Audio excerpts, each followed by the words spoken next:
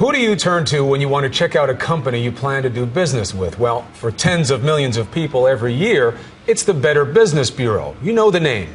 But what you've never heard until tonight is that the organization itself is under fire. How do companies earn the Better Business Bureau's coveted A rating or have their reputations tainted with an F? Chief investigative correspondent Brian Ross has uncovered troubling accusations. The Better Business Bureau is used to giving out D's and F's, but tonight it gets some bad grades of its own. On Hollywood's biggest nights, when the stars come out and everything has to be the very best, it's Wolfgang Puck who is chosen to prepare the big gala dinner. A celebrity in his own right, with restaurants across the country, and a regular on Good Morning America. Puck's brand and reputation are impeccable. Yet the Better Business Bureau has slammed parts of Puck's food empire with grades as low as an F, which Puck says is because he won't pay them to become a member. You know, if you become a member, you're sure to get an A. But if you don't pay, it's very difficult to get an A, and I don't know what we do wrong or right. We're in business for 28 years. The Better Business Bureau has been just as harsh with other well-known companies who have not paid to become members. An F for the five-star Ritz-Carlton Hotel in Boston, with only 2 complaints. 1 million customers served, 2 complaints, resulting in an F rating. It seems to be somewhat unusual, to say the least. Even Disneyland, owned by ABC's parent company, also got an F last year from the Better Business Bureau, before it was changed to an A once bloggers questioned the grade and the case was reviewed.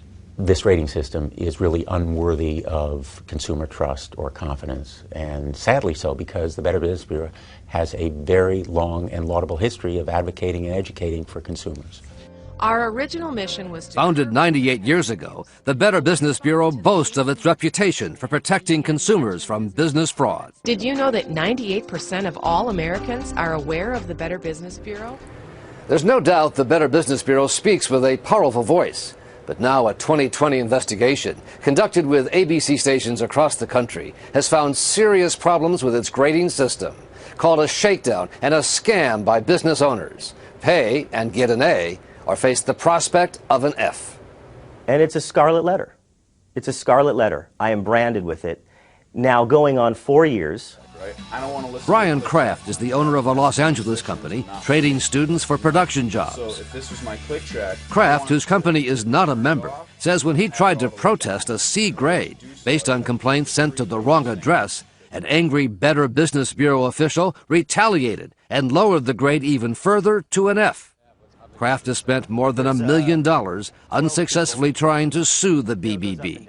These guys are bullies. They're bullying me. And I can't do anything about it. It's my good name. It's my company's good name. It's 30 years of hard work. There are Better Business Bureau offices in 122 cities in the U.S. and Canada.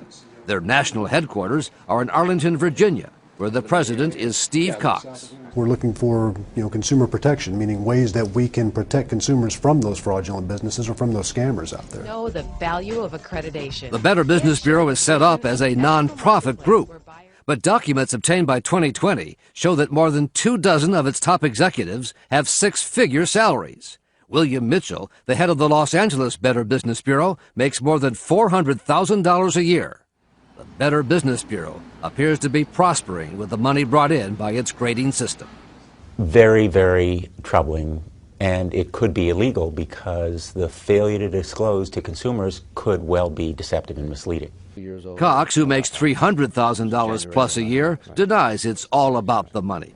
Do you have to join the Better Business Bureau to get a good grade these days? Absolutely not. We have more than 500,000 non-accredited businesses who have A ratings. Better Business Bureau accreditation is by invitation only. In fact, the Better Business Bureau says not just anyone can be an accredited member. Only businesses which meet membership standards and agree to follow the highest principles of business ethics and voluntary self-regulation are accepted.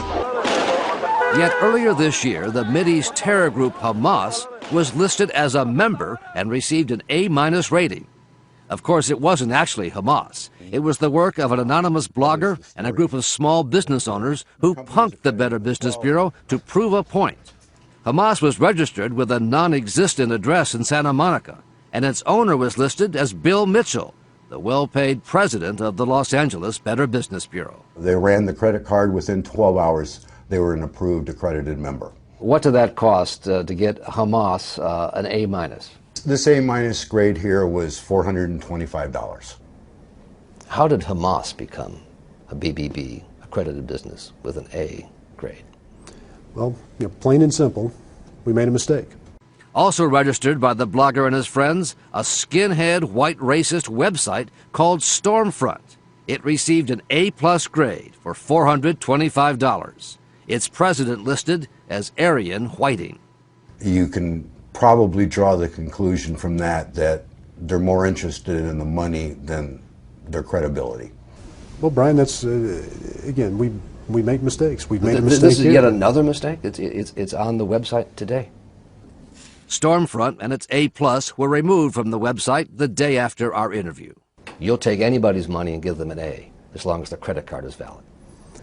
BBB accreditation and the BBB ratings piece is not about generating money. Some of those businesses see this as its own scam, its own telemarketing fraud. No, that's completely false. Not so, according to the manager of this Los Angeles antique shop, Terry Hartman.